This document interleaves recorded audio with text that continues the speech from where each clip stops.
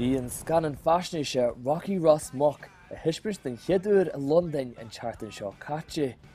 Bunaithe ar a leor le Ronan McNamara agus léirithe ag below the radar, an sin Rocky Ross Mock scéal an darnálaí sé nó manín, a dé Conamaras na Seampóidí le na a thuirt ar dó na darnálaíarta in Merice. Bhí sé go deas úr siar a bhór hí na smuointe maidir agus chuir sé cuimnú ar rudí golóir me maidir golóirí bhí dear muidir an tamil gur heasa me cuimnú ríiste ar maidir agus bhí sé go deas go bhfuil me de sé ní amla. Bhí sé beagán bhaig nach maidir má rathóracha agus má í rétharacha agus má bháthir a cáilte chupa duine go cáilte agus bhí sé breanúirhil televísion mar bhí sé beganí bhaig nach maidir agus. Bhí chuidir ó bhaig nach bhí chuidir ó gréanúil agus bhí chuile bhealacha baint leis.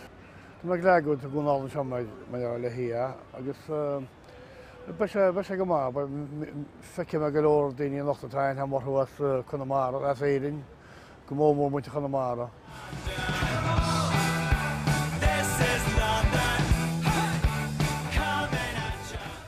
I mhuam hain is cos le scéal na fianna scéal Seán Manín. Bhí androch ámans na hochtúdí Conamara, ní ar mór an deisna an chun galeré, agus bhí Seán díadach cos le cúchalan Conamara.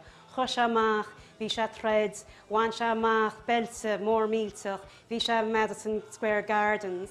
Agus is ionintach a scéala, a chamáile sin tásam is ionintach an sconanna, agus bhí sam gomach símeag daoine ó Conamara sa sconan, bheith símeag daoine ó éireann nó a lúnda na hain. Agus chamáile sin tá cúpla férógad seo agus bíonn siad a dánálaíocht, agus tá siad just a géara fáil amach faoi Seán Manín, mar tá nerid clú agus cáil ar an áiríre cúchalan Conamara. Tá spáin an Rocky agus Murderman Trasna agus Noel Hill agus go leor fáisnéise tá déan taim líana a bhfuil fadlob atá 75 nóma de rád gofuil gcuile ag an lochféochanna le haidh ábhar atá fada le tispáint san áirclann agus le tispáint ar TG Cahir Hain. Tá sé ionintach go bhfuil slú a thomór bailíonn seo nacht san Irish Centre Camden Square go leorlas Winter Conamara ach go leor daoine eile freisin le darnálaíochta Winter London Hain agus go leor iriseoirí sport nachhacha Rocky fós decar a chreideoint. So tespáin se go bháin an daoine le scéal láidir is cuma beag sé nghilge ná béirle má tá scéal sácláidir agus má tá sconán dinta go má fan an daoine leis. Sohan ar a hasí se bh caiinslinn faoin smaoinmh seo nar higamar gur scéal idirnáisiúnta a bhí gceist agus tá mé chósáasta gur heistil an scanán seo is agus scanán de ardchaid anatá is gur heistil sé go America, go gaiileh ar nói bhí sé arsúla méid firste, Kirky le clia agus inis tá sé takeí go London muid chobródú le bheith páirteach sa tugur seo. Miscéirí níos ar garú níidir ceadú me nuimlíonna dhís. Ní aon celebrities an le ní aon daoine munsin ar a gaige acu as Conamara agus dhís áis chábhrúiseach na cína bhí muí nach chas sin. Agus go toban sin bhíon fear seo ag figure downta ar a gaige ar a heilige, go bhuaich allmhór bhí an dún. Agus is cruinne me gaiir níos gur se sinna gúnaí nar meas gur an córá se gúnaí ein bhí cheanamainin. A ní an córá taidir níos leithna ná mar sin, bhí sé cinál inar bobbal hain. Agus rúis sé riomhlamm gur scéal a seo, gur scéal specialta seo. Agus tó as an rutear fád as an leabhar as an sconán mar machtáda eile an, le chum hain go persanta sin rud a smooth hasan amach am ná. An tahantas tá áil ag an bhearan is ag an trá seo a híal nach bhuair se béidir nervhí se má réime ach bhí dhéar a gúil se aige.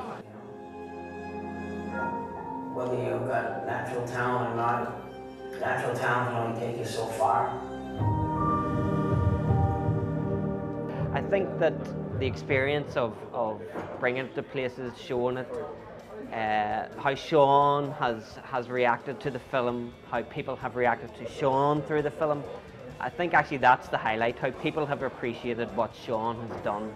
And again there tonight, as we've had in Boston, as we had in New York, as we've had in Galway, as we've had in Belfast. People have really taken to the film, but more so taken to Sean Mannion, and really fully appreciated what a great guy he is, what a great boxer he was, and what an Irish legend he should be. To see him here and to actually listen to his story, and it was put across so well, was amazing. But what was quite sad, I thought, is the fact that he feels that he's let people down. He hasn't at all. He's an absolute legend. He always was in our house, and I really would want him to take away with him just how much he means to so many people in Connemara.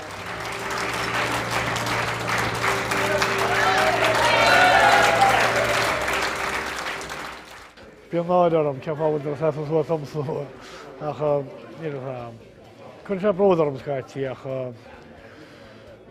bíon ní heappa go leis an tilteam.